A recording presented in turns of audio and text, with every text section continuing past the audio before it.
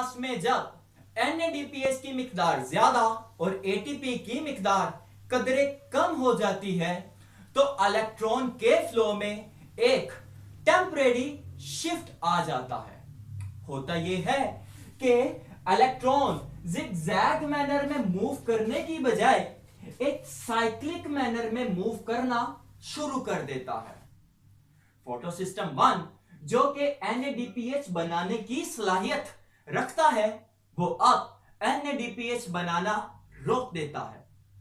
होता यह है कि फोटो सिस्टम 1 का इलेक्ट्रॉन जिसे फेराडॉक्सिन NADP प्लस रिडक्टेज को ट्रांसपोर्ट कर देता था, अब वो NADP प्लस रिडक्टेज को ट्रांसपोर्ट करने की बजाय साइटोक्रोम कॉम्प्लेक्स को ट्रांसपोर्ट कर देता है।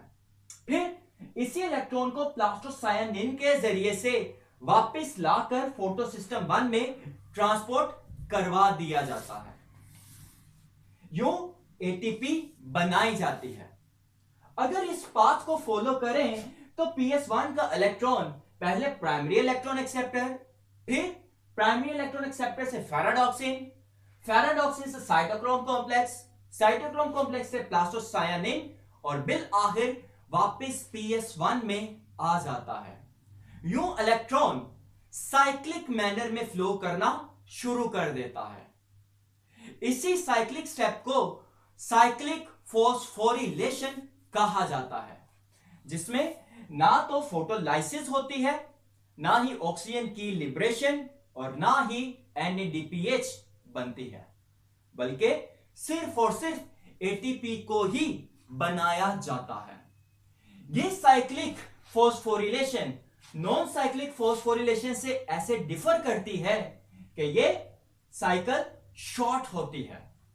इसमें सिर्फ और सिर्फ PS1 ही इन्वॉल्व होता है।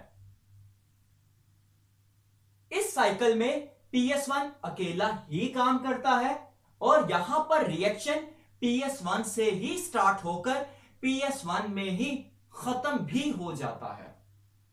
साइक्लिक फॉस्फोरिलेशन में ना तो फोटोलाइसिस होती है और ना ही ऑक्सीजन को लिबरेट करवाया जाता है।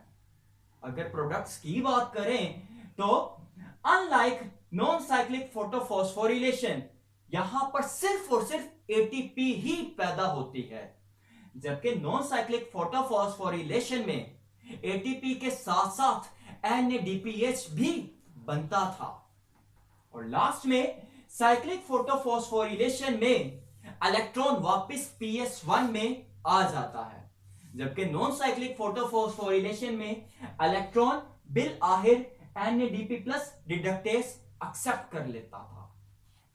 अब साइक्लिक फोटोफॉस्फोरिलेशन हो या नॉन साइक्लिक, मकसद यह है कि इलेक्ट्रॉन की एनर्जी को यूज करते हुए ATP बनाई जाए, यानी इनऑर्गेनिक फॉस्फेट को ADP में ऐड करवाया जाए।